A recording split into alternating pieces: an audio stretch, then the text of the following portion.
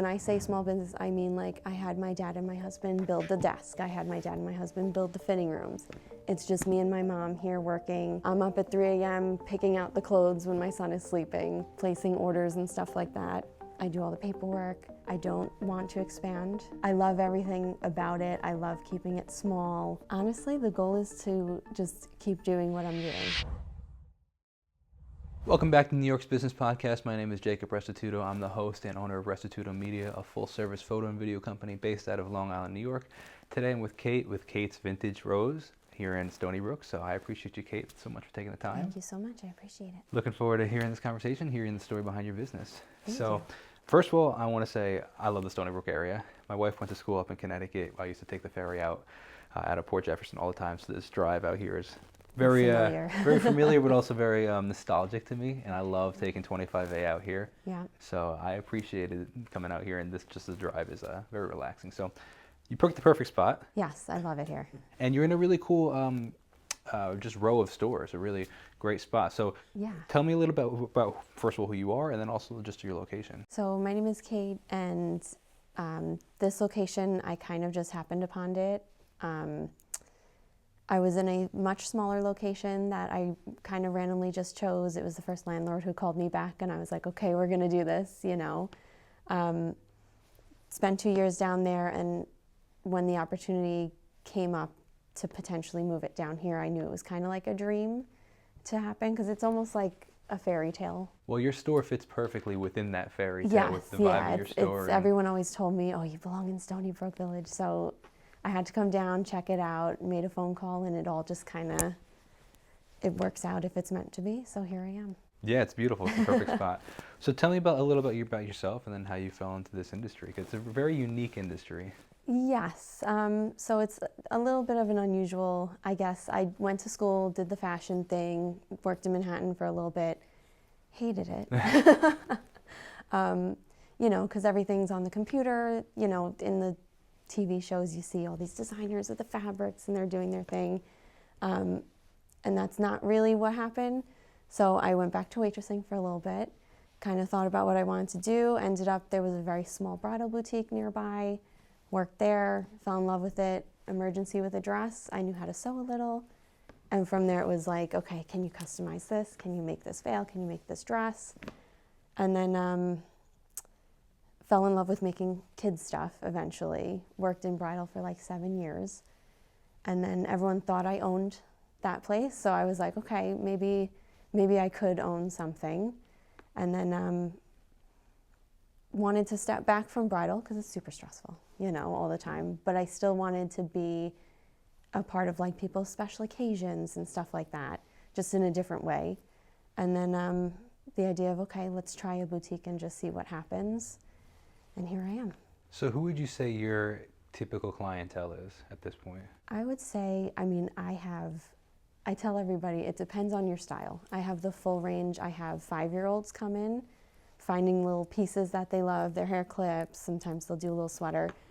And I have like 85-year-olds come in and find the pieces that they want to wear to somebody's wedding. So it kind of really varies. I would say most majority is like, you know, 20 to 40-year-olds is mostly the range that it goes, but yeah. You have a lot of stuff in the store, and I think it's a very unique style.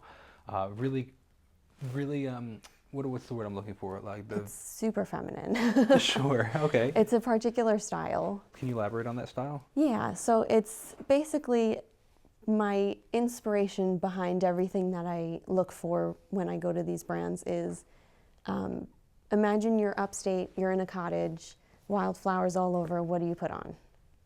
You know, you're going to a picnic, what are you having on? What are you wearing? So I kind of, that daydreamy kind of thing, you know. I like a little bit of the whimsical in your everyday, so everything that I bring in kind of has like a little magic to it to make it a little different, unique. I love lace, I love ruffles, I love floral, love pink. You can tell a little bit. So one thing we mentioned off camera is that you make a lot of stuff here, but you make a lot of the children's stuff. Yes. You also have a pretty large adult section. Yes. How do you decide who you bring in as a brand and who you collaborate with versus what you decide you want to make? Yeah. So the first thing that I do is I definitely look for a certain color palette because I definitely gravitate towards the softer tones. Second thing I look for is I'll place a small order with them and I'll find the quality. You know, being in the bridal industry, I have a little bit higher of an expectation of a dress as opposed to, you know, if you didn't know that already. To bring in a brand, I really, really just look at the fabric, and then everything else is secondary to that. There's like, you know, a core like 4 brands that are super whimsical. They always do the prettiest dresses, and I know I can go and count on them. And then sometimes I'll just stumble upon a brand and fall in love with it. I do try to work with smaller businesses. So with the clothing, it's hard to keep it in a certain price point and, you know, quality while being handmade. Yeah, like that's kind of the push and pull of the fashion industry. That's tough. Being someone who makes things myself, the push and pull of like, okay, cost, will someone buy that? You know what I mean? Affordability. Your time of labor. Yeah, so, you know, everyone thinks that like, oh, I hand make all this. It would be hundreds of dollars for a single dress to have someone hand make it. But handmade kind of has this stigma where it's like, oh, you can make it for less, right? And it's like, it's always more expensive to make it yourself. Like always, even down to like a scrunchie. When I hand make a scrunchie, it's always more expensive for me to do it myself. It kind of goes, I mean, it's in any industry where it's the wholesale in bulk. You know, you buy in bulk. Yeah. It's cheaper, right? Yeah. If it's machine made, it's cheaper. It's, you know, for example, I'm very into making a lot of my own food. Like I make my own mozzarella and I make my own wine and all this stuff. It's not necessarily cheaper. It's just I prefer the quality of it. Just a difference in that, and you can tell the difference. No question. You know, I'm excited about it because everyone around here can tell the difference between, you know, a scrunchie that I would order, and I love showing people like this is what you're getting from when you order it, and this is what I'm making. It takes up 54 inches of, you know, a fabric to make a single scrunchie, where like they might cut that into thirds to save on, you know, that end price of it. So it's like not a fuller piece. Do you find that the handmade or the stuff that you do here lasts longer? Lasts much longer, and honestly, it goes a lot faster too, I've noticed, which I love, that people can like immediately tell the difference. So it's interesting because I find something I've been thinking about a lot is with the clothing that we wear and the things that we do and the food that we eat. You know, again, talking about food just briefly because it's a very large part of my life because I manage a small farm. So, but the context of that, the reason I bring that up is because people think that like, oh, eating healthy is so expensive. Right. And it definitely is. And this, I'm going to segue back into your business really quickly. But the reason I bring that up is because I think that it's a really new idea that there's cheap food available and there's also cheap clothing available. You look at back, even I would say probably before like the 40s, probably before World War II, before there was mass production of a lot of things, a lot of clothing and a lot of food were local handmade stuff or homegrown stuff. And it's interesting, we didn't have a ton of discretionary income, so all of your income went to your food, housing, and clothes. Now we have the opportunity for all this discretionary income to go other places that we're like, well, I don't really want to spend several $100s on a pair of boots or a single piece. But that single piece is something you'd wear forever. Like those vintage dresses, they're still around, you know, and very sought after, of course. And they're just as good. But you can buy a piece for $5 from somewhere, wear it once, wash it once, and that's it. They almost make it with the intention that you're going to toss it. So that's also the toughest part of so far that I've had to deal with is the online stores. We all know who they are, you know, with the price points of a $5 shirt and $7 this.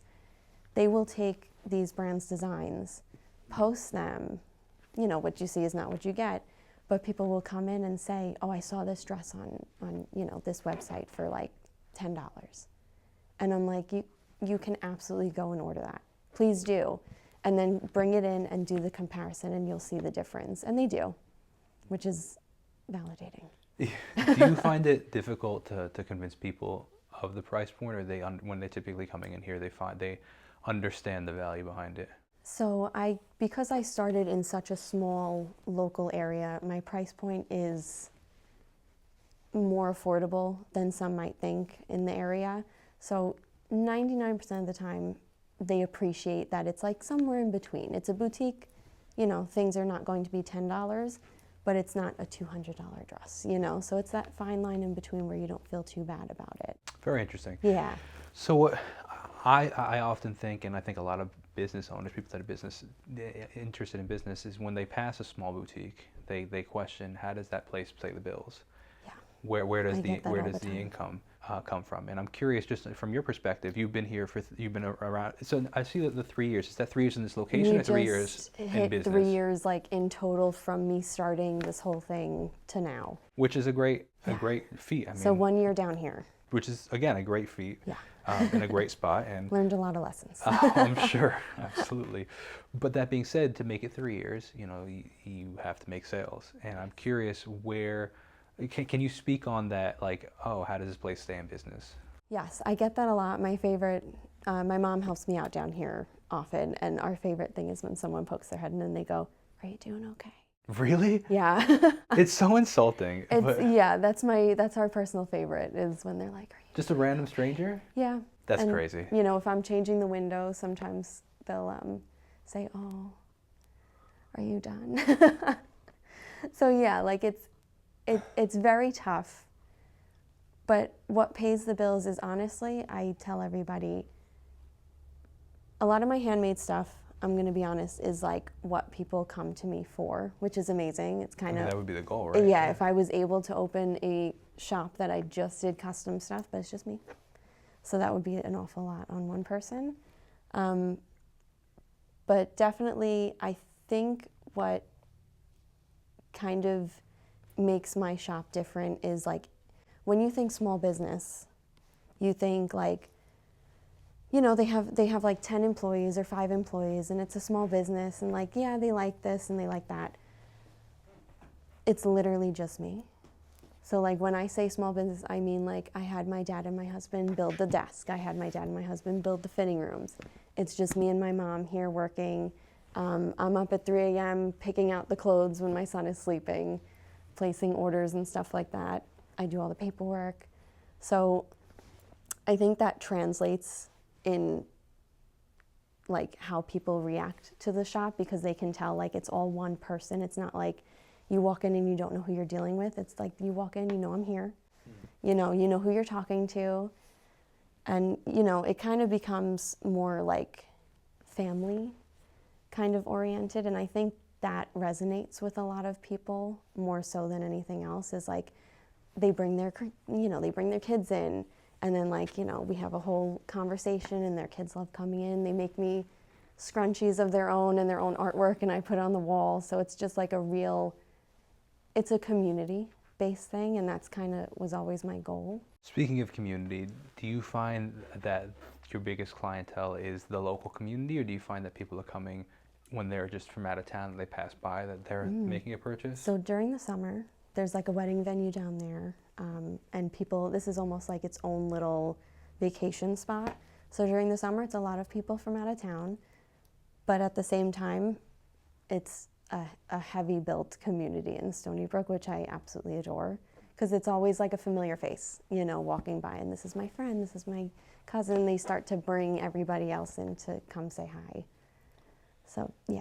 So continuing on that, I think the staple to any business is reoccurring customers, yes. Reoccurring business. Can you speak on that a little bit, and just yes. how you value them, how you value the repeat customers, how you try to build a repeat customer, or if they're, you know, for example, like I just had spoken with a wedding photographer. There isn't a ton of repeat customer opportunity. Right, and if you were doing solely wedding dresses, there isn't, hopefully, not a repeat customer, right?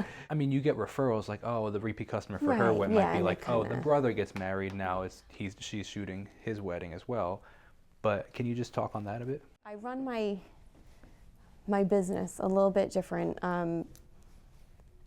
My main focus is I want to make everybody happy, which is a little bit of a fault sometimes. You know, I'll definitely over-deliver on anything. Probably comes from the bridal background, where it's like you'll do anything to make the bride's day. if you come in here for a birthday outfit, we'll make it happen. You know what I mean? I think customer service is the most important thing that you can have. You know, in any business, if someone walks in and you don't say, hi, how are you? You know what I mean? Let me know if you need anything, and make them comfortable right then and there. You can have the most beautiful stuff and it just doesn't matter. You know, you kind of have to be a people person. So you gotta want to talk and stuff like that. It definitely helps, you know, interacting with the kids, you know, stuff like that is massive because it's a lot of families, you know, who come in here. So you have to, you know. It's nice that people are trying to come in, though. Lovely.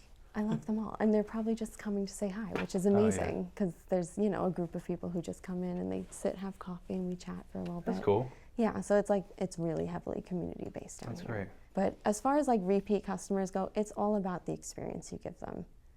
You know, it's, you come in, I want you to feel comfortable. So speak on that a little more, like in the sense of like, what are you actively doing? Obviously saying hi is a huge thing because particularly, you know, any store, restaurant, and business, saying hi is important. But like, there's something particular about these boutique shops that are, you know, you walk down essentially a main street and you go into these shops and the shop owner's right there and doesn't say hi. You kind of feel awkward walking through the shop at that point. Yeah, you're not sure if, you know, you're wanted in there, or they're trying to do something like else. This? Yeah. So that's huge. But what else are you doing? I tell everybody, like, don't be afraid. Like, if something, you know, that they're always afraid, like, the flowers are going to come off the top of that shelf. And I'm like, don't worry about it. Like, go for it.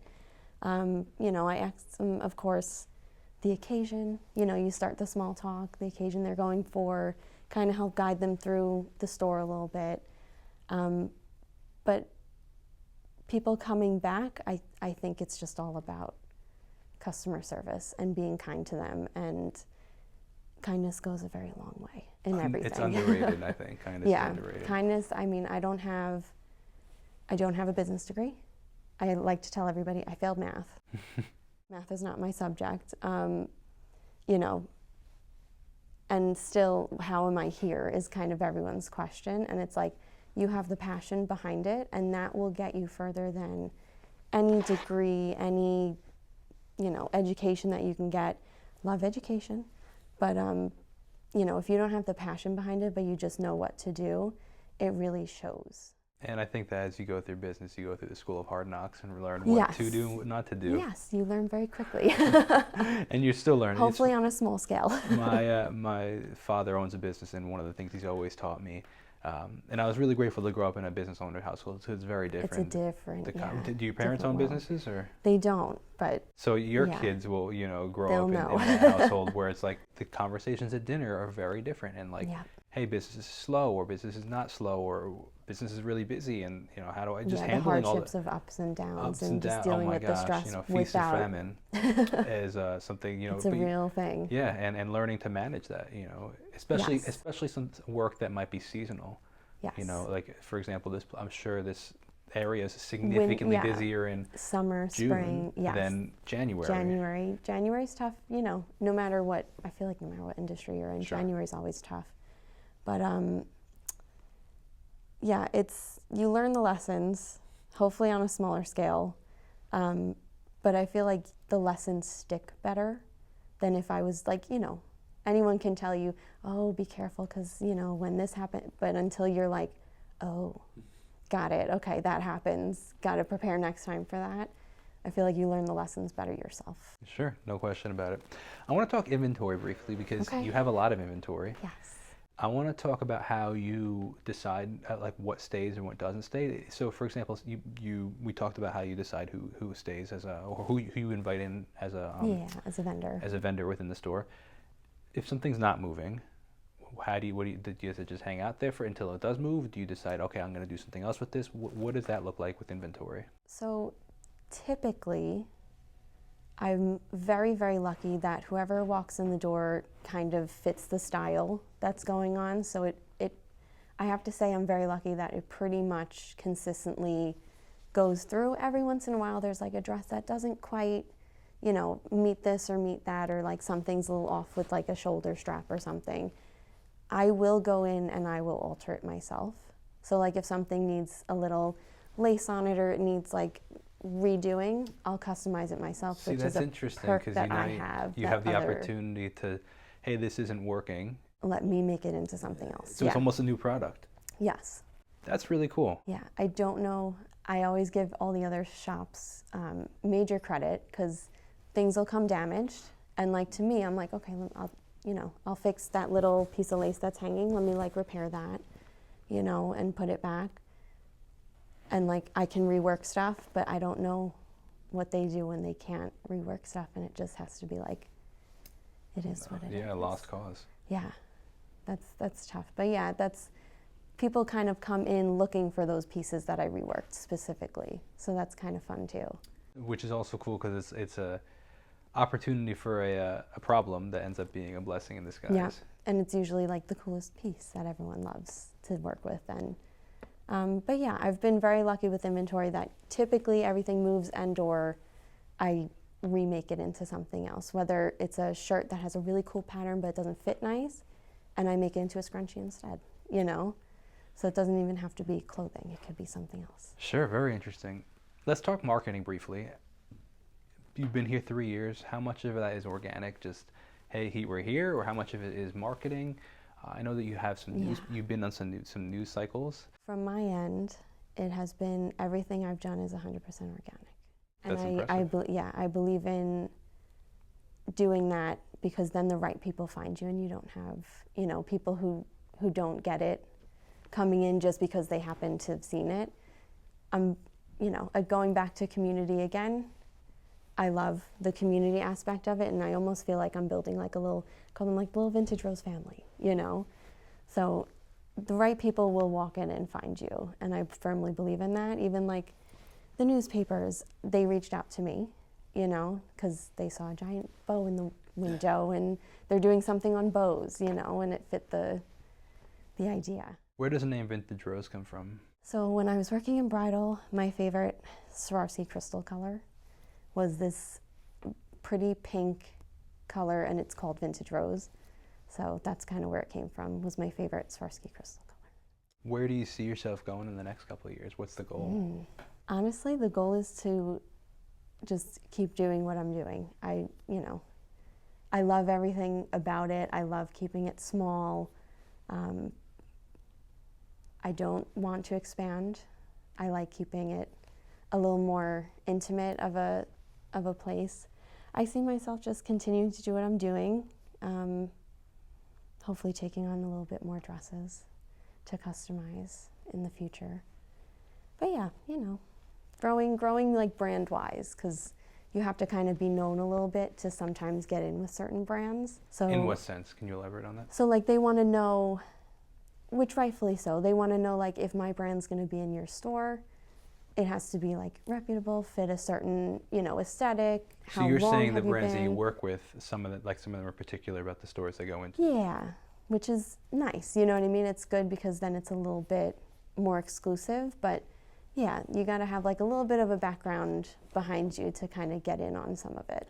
So essentially, if I'm understanding correctly, one of the goals that you would have would be to continue to create relationships with these brands so that they feel more comfortable, and more brands feel comfortable sending their product here. Is there a way that you see that you can do that? Like, how do you plan to create relationships with these brands, and how do you plan to become, in their eyes, more reputable? What does that act like? What does that look like to you? So to me, it kind of just comes with time, honestly. Most of them want to know, one of their first questions is, how long have you been around?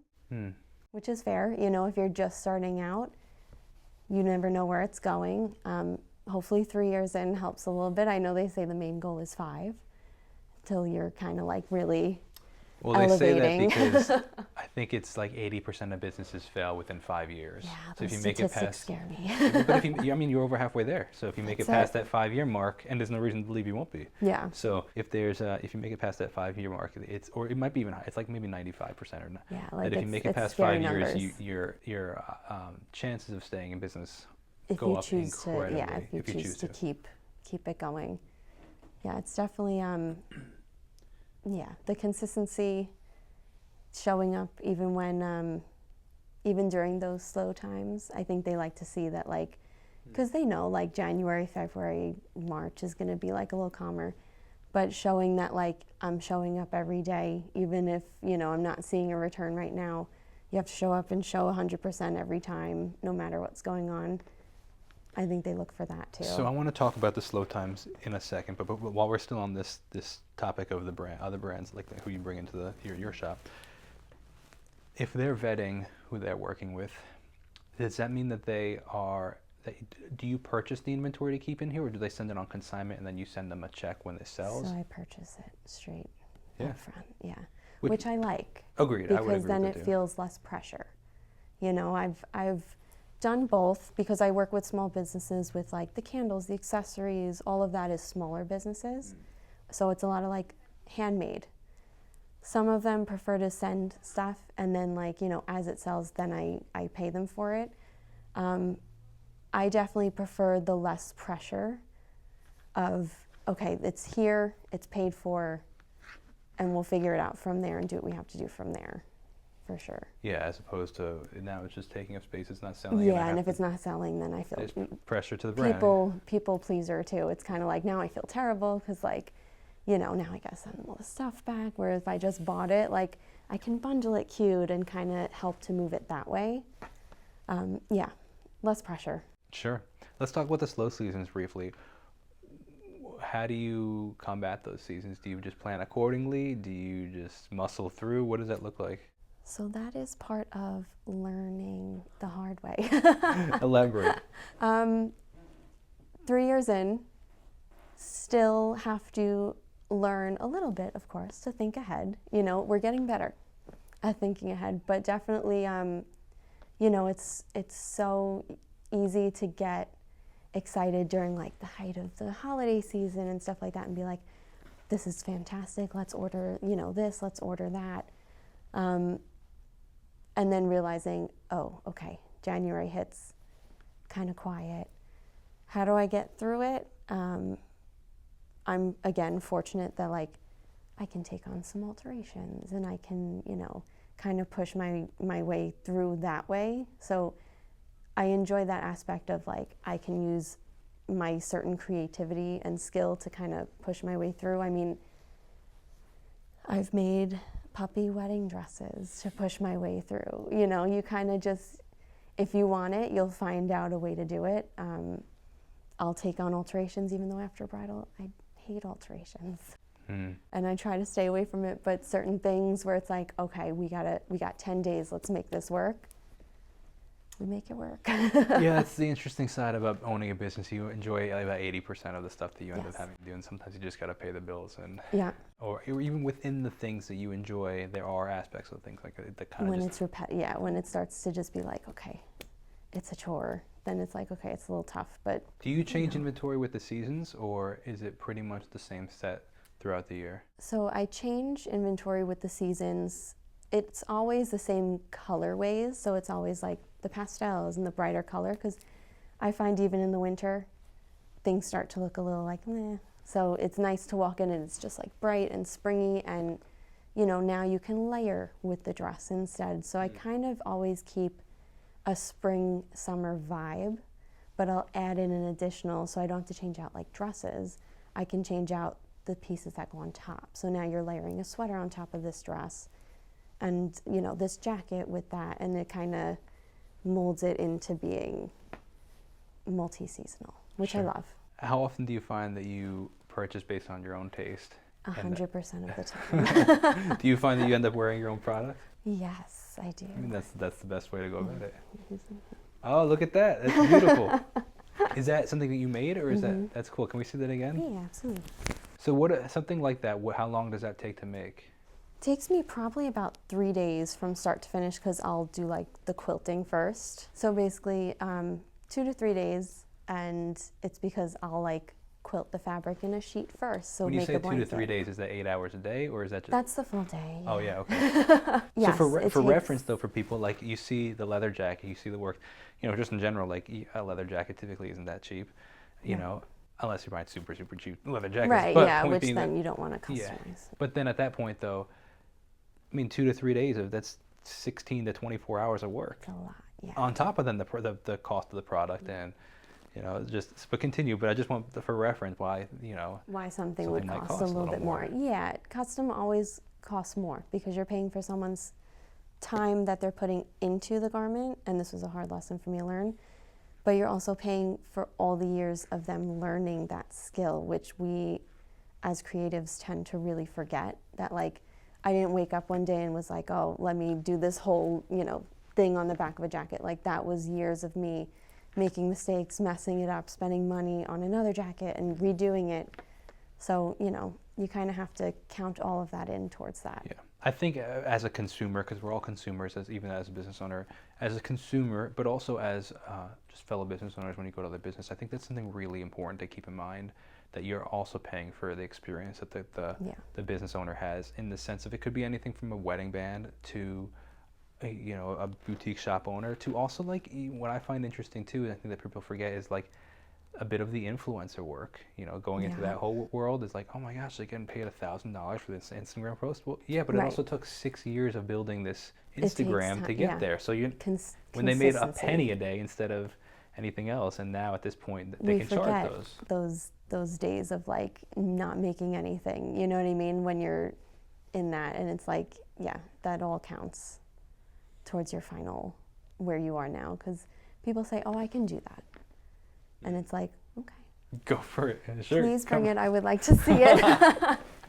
You know, that's funny. So now that we already knew this, but so now that the audience maybe potentially knows a little bit more about how much time and effort goes into these handmade works, that we again think that, oh, maybe handmade is a little cheaper, more easier to do. Yeah, it's way harder, but it's also, there's a lot more of a story behind it. There's a lot more. It's more special every time. It's more special. You care for. I don't know. Not everybody agrees with or appreciates this, but I'm a hunter and I enjoy going hunting. And I took the hide of one of the deer that I harvested this year, and I went through the whole ancient process of I tanned the hide. Yeah.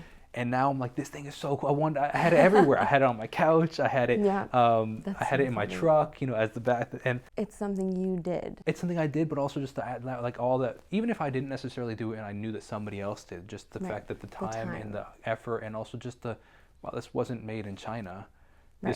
This was a Long Island deer that I then now. There's so much aspect behind it that, like, it's like, wow, this thing is so. I wanted all my friends to see it. Like, this is so cool. It's something to be proud of, which I do feel like in clothing, we've lost that a little bit, where it's just like so easy to get an outfit and put it together, that we've lost that, like, the pride in, like, the dressing up and look at this dress and, like, the effort it took to do it. Do you find that businesses, or let me rephrase that culture is shifting a little, in the sense that, and the reason I ask this is I'm finding, maybe it's just because it's my interest a little bit more, that there has been a slow shift into, like, romanticizing the way things used to be, and, like, now romanticizing, hey, you spend, the reason I use this is because it's more of I'm not buying pink dresses. Right. But, like, you spend $300, $400 on a pair of boots, or really nice leather jacket, like an actual hide leather jacket, but that will last 25 years if you take care of it, or 50 years, or you could pass it on to the next generation, right? Yeah. And going back to our original conversation of how things were 60, 70, 100, 200 years ago. There's a huge shift back to that. Even online, everyone's like, oh, you need to get online.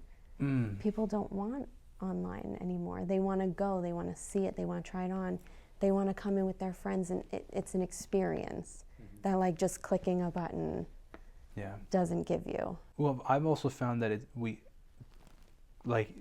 the past, we didn't necessarily have a whole wardrobe of all these things. We had 6, 7, 8, 10, 15 pieces that you'd wear more often. We didn't have 7 jackets. You had 2 jackets or 1 jacket.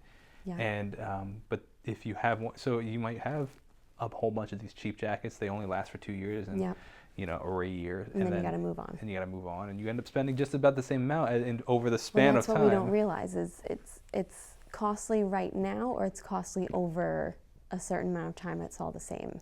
But Well, this has been a really interesting conversation, and you have a really interesting story and a super unique store. So thank you so much for taking the time. And I recommend that everybody that watches this come and take the ride, the beautiful scenic ride down to Stony Brook. And come to the village. Come to the village of Stony Brook. Come check out Kate's Vintage Rose and say hello to Kate or her mom. Thank you. So if you're a business owner and you know any business owners that you think might be a great fit for this podcast, please reach out and come and support local business. So it's been a pleasure. Thank you so much. Pleasure.